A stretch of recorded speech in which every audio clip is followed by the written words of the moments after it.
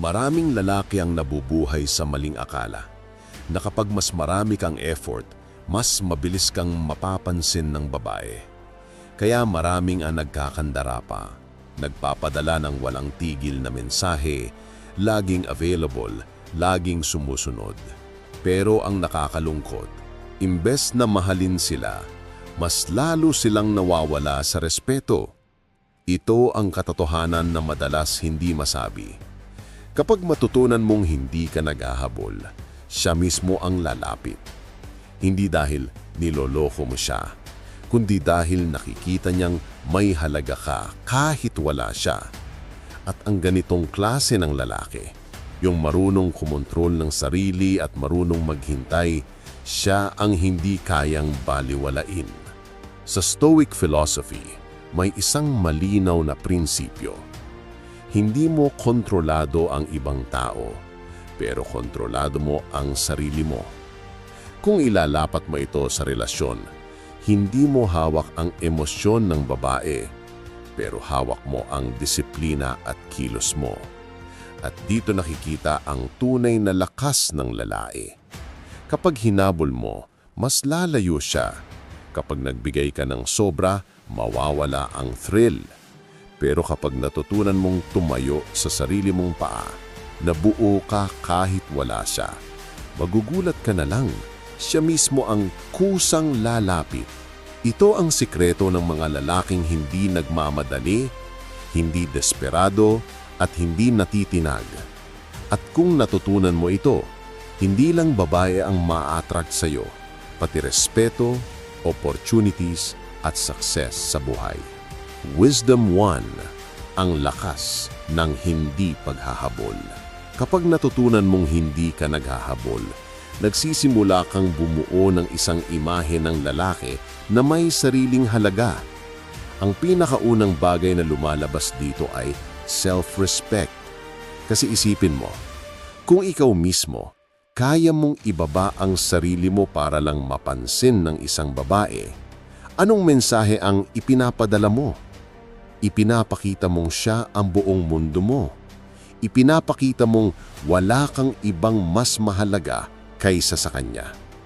Pero tandaan mo, walang babae na nagiging tunay na attracted sa isang lalaking walang sariling mundo. Ang babae ay naghahanap ng lalaki na kaya siyang i-lead, hindi yung siya ang magli-lead sa lalaki. Kapag hindi ka naghahabol, hindi ibig sabihin na wala kang pakialam. Ibig sabihin lang ay marunong kang maglagay ng boundaries. May gusto ka, oo, pero hindi ka nagiging alipin ng emosyon. Pinapakita mong may direksyon ka at hindi lang umiikot sa kanya ang buong buhay mo. At doon nagsisimula ang respeto. Kasi ang respeto, hindi yan hinihingi. Yan ay nakukuha kapag nakikita ng babae na kaya mong panindigan ang sarili mo. At kapag naramdaman niyang hindi ka desperado, doon siya nagiging curious. Kung titignan mo, parang kabaliktaran niya ito. Kapag hinahabol mo, lumalayo siya. Pero kapag hindi ka naghahabol, mas lalo siyang nahuhumaling. Bakit? Kasi nararamdaman niyang hindi mo siya kailangan para maging masaya. At walang mas nakaka-attract kaysa sa isang lalaking buo kahit wala pa siyang kasama. Wisdom 2, ang kapangyarihan ng emotional control. Maraming lalaki ang natatalo dahil hindi nila kayang kontrolin ang emosyon nila. Nakikita lang nila ang isang magandang babae, bigla na silang nawawala sa hulog. Para bang lahat ng prinsipyo nila, lahat ng disiplina nila, biglang naglalaho. Pero isipin mo ng mabuti, kung hindi mo kayang kontrolin ang sarili mong damdamin, paano ka igagalang ng babae? Ang tunay na stoic na lalaki ay hindi alipin ng kanyang emosyon. Kaya niyang makaramdam ng attraction pero hindi siya agad natatabunan nito.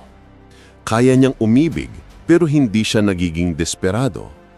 Kapag hindi ka naghahabol, pinapractice mo mismo ang self-mastery at ito ang pinakamalakas na form ng karisma. Yung tipong kahit anong mangyari, steady ka pa rin. Hindi ka natitinag, Hindi ka basta nagpapaikot ng babae sa buhay mo, ikaw ang umiikot sa sarili mong axis. Dito nagiging challenge ka kasi ang babae ay naturally drawn sa mystery at stability. Kung ikaw ay predictable at madaling manipulahan ng damdamin, nawawala ang spark. Pero kung kalmado ka, kung kaya mong maghintay, kung kaya mong tumayo ng matatag kahit na hindi ka pinapansin, ibang klase ang appeal mo. At dito pumapasok ang magic. Kapag hindi ka naghahabol, nakikita ng babae na totoo ang confidence mo. Hindi ito fake bravado, hindi ito papogi. Ito ay totoong lakas na hindi niya kayang balewalain. Wisdom 3. Walking away is power. Kung may isang bagay na pinakamasakit pero pinakamakapangyarihan sa dynamics ng attraction, ito yung kakayahang lumakad palayo. Maraming lalaki ang natatrap sa idea na dapat laging silang nandyan, dapat laging silang available, dapat gawin nila lahat para hindi sila iwan. Pero ang totoo, mas lalo kang mawawala sa respeto ng babae kung hindi mo kayang umalis kahit hindi ka na nirerespeto. Kapag natutunan mong hindi ka naghahabol, natutunan mo ring tanggapin na may mga bagay na hindi para sa'yo. At kapag hindi para sa'yo, marunong kang bumitaw. Hindi dahil wala kang feelings, kundi dahil mas mahalaga sa'yo ang dignity kaysa sa validation. Walking away doesn't make you weak. Walking away proves na kaya mong piliin ang sarili mo, na hindi ka nakatali sa kahit sino para lang maramdaman mong may halaga ka.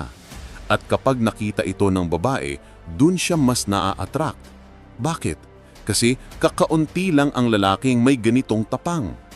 At tandaan mo, kapag marunong kang lumakad palayo, dun ka rin nagiging magnet. Hindi lang sa babae, kundi sa opportunities, sa respeto ng ibang tao at sa success sa buhay, kasi ang energy mo ay hindi desperado, kundi dignified. Sa huli, dito umiikot ang buong aral. Kapag natutunan mong hindi ka naghahabol, siya mismo ang lalapit sa iyo.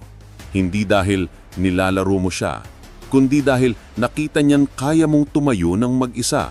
At ang ganitong uri ng lalaki, yun ang hindi matatanggi ng kahit sinong babae. Wisdom 4. Ang halaga ng mystery at space. Isa sa mga hindi napapansin ng maraming lalaki ay ang kapangyarihan ng mystery. Kapag binuhos mo lahat agad, nawawala ang intrigue. Kapag laging nandyan ka, nawawala ang thrill. Pero kapag marunong kang magbigay ng space, doon lumalabas ang tunay na atraksyon. Kapag hindi ka naghahabol, natural na nabubuo ang mystery sa paligid mo. Nagiging curious siya kung bakit hindi ka tulad ng iba. Nagiging interesado siya kung bakit may mga bagay kang inuuna bukod sa kanya.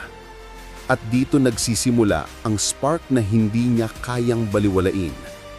Tandaan mo, ang atraksyon ay parang apoy. Kung sobrang lapit mo, masusunog agad. Kung sobrang layo mo, mamamatay. Pero kung nasa tamang distansya ka, mainit pero hindi nakakasakal. Doon lumalakas ang apoy. Kapag marunong kang magbigay ng space, hindi ibig sabihin na wala kang pake. Ibig sabihin lang, may tiwala ka sa sarili mong presence. Alam mong hindi kailangan ng sobrang effort para mapansin. Alam mong may halaga ka kahit hindi ka 24/7 nasa tabi niya. At tandaan mo rin, ang mystery ay hindi laro. Hindi ito fake. Hindi ito script na susundin.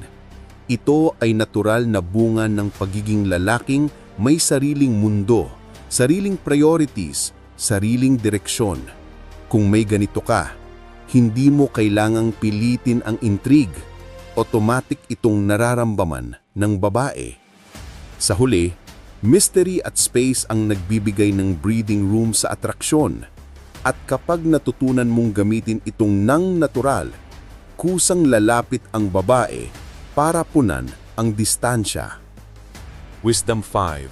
Kapag pinili mo ang sarili mo, siya ang pipili sa iyo. Maraming lalaki ang bumabagsak sa isang trap. Inuuna nila ang babae kaysa sa sarili nila. Bago pa man sila magtagumpay sa sarili nilang goals, inuuna na nila ang paghabol, ang panliligaw, ang pagpapakita ng effort. Walang masama sa effort, pero kapag ginawa mo itong sentro ng buhay mo, mawawala ang balanse. Kapag natutunan mong piliin ang sarili mo, career, health, growth, peace of mind, doon nagiging magnetic ang presence mo. Kasi pinapakita mong kaya mong tumayo kahit walang babae sa tabi mo at walang mas kakaakit-akit kaysa sa isang lalaki na buo. Kapag pinipili mo ang sarili mo, hindi ibig sabihin na wala ka ng pakialam. Ang ibig sabihin lang, hindi mo hinahayaang mawala ka sa sarili mong landas para lang magustuhan ka ng iba. Ang babae ay natural na naa-attract sa leader. At paano ka magiging leader kung hindi mo nga kayang i-lead ang sarili mo? Kapag nakita niyang kaya mong pangalagaan ang sarili mong pangarap, mas gugustuhin niyang maging bahagi nun. Kapag nakita niyang kaya mong alagaan ang sarili mong kalusugan, mas gugustuhin niyang maging kasama ka habang buhay. Kapag nakita niyang kaya mong piliin ang sarili mong dignity kaysa sa pansamantalang kilig, doon siya magde-decide na ikaw ang lalaki na worth it. Sa huli, ganito kasimple, kapag pinili mo ang sarili mo, siya mismo ang kusang pipili sa'yo. Wisdom 6. Ang babae ay hinahabol ng lahat, pero hindi lahat ay hinahanap niya. Kung titignan mo ang realidad, karamihan ng babae, lalo na yung maganda at may dating, ay sanay na hinahabol. Araw-araw may nagte-text, may nagyayaya, may nagpaparamdam. Pero isipin mo, kung sanay na siya sa habol ng lahat, bakit siya pa rin na-attract sa iilan lang? Dito papasok ang lakas ng hindi naghahabol. Kapag pinili mong hindi makisama sa karamihan, agad kang nagiging iba. Agad kang nagiging stand-out. Dahil habang ang iba ay nagpapakita ng desperasyon, ikaw ay nagpapakita ng disiplina. At dito lumalabas ang psychology. Kung sanay ang babae na siya ang sentro ng mundo ng lahat, mas nagiging interesado siya sa lalaking may sariling mundo. Ang taong hindi sumasabay sa pattern, yun ang pinapansin. Hindi ito laro. Hindi ito pagiging pa-hard to get. Ito ay natural na epekto ng pagiging lalaking may sariling direksyon. Dahil hindi ka sumasabay sa alon ng mga lalaking nagkakandarapa, nagiging misteryo ka. At ang mystery, gaya ng nabanggit ko sa daunang wisdom, ay hindi basta binabaliwala. Sa huli, hindi mo kailangang maging isa sa libo-libong humahabol. Ang kailangan mo lang ay maging yung iisa na hindi kailangang humabol para mapansin. Wisdom 7. Kapag natutunan mong piliin ang dignidad mo kaysa sa pansamantalang kilig, ikaw ang panalo sa dulo. Maraming lalaki ang nagpapakababa para lang magustuhan. Kinakalimutan nila ang boundaries nila, sinasakripisyo nila ang prinsipyo nila, at minsan pati respeto sa sarili, binibitawan nila. Pero isipin mo, anong klasing babae ang magmamahal sa lalaking hindi marunong magrespeto sa sarili? Kapag hindi ka naghahabol, pinapakita mong may dignidad ka. Hindi ka basta tatanggap ng kahit anong trato. Hindi ka mananatili sa isang sitwasyon na binabastos ka. Kaya mong maglakad palayo kung hindi ka nirerespeto. At ang ganitong uri ng strength ay hindi mapapantayan ng kahit gaano kagandang muka o matamis na salita. Dignity builds trust. Kapag natita ng babae na kaya mong panindigan ang sarili mo, mas gugustuhin niyang piliin ka dahil alam niyang sa tabi mo, may direksyon siya at may seguridad. At higit sa lahat, kapag natutunan mong piliin ang dignidad mo, hindi lang babae ang lalapit.